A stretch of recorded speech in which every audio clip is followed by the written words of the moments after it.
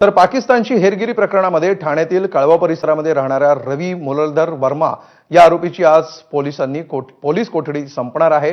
ठाणे जिल्हा सत्र न्यायालयामध्ये एटीएसची टीम काही वेळातच आरोपीला हजर करणार आहे।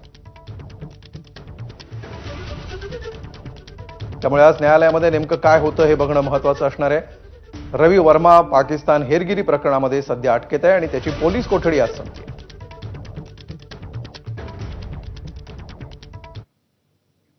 यानंतर ठाणेकरांसाठी एक महत्त्वाची बातमी आहे। 4 जूनला म्हणजे बुधवारी ठाण्याच्या काही भागामध्ये सकाळी 9 ते रात्री 9 पर्यंत पाणी पुरवठा बंद राहणार आहे।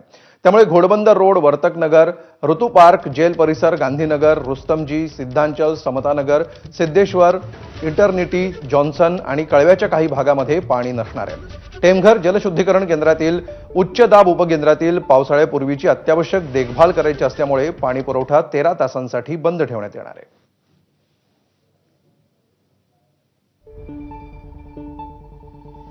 तर कुठे कुठे पाणी नसेल पुन्हा एकदा पहा। घोडबंदर रोड, वर्तकनगर, ऋतू पार्क, जेल परिसर, गांधीनगर, रुस्तमजी, सिद्धांचल, समतानगर, सिद्धेश्वर, इटर्निटी, जॉन्सन।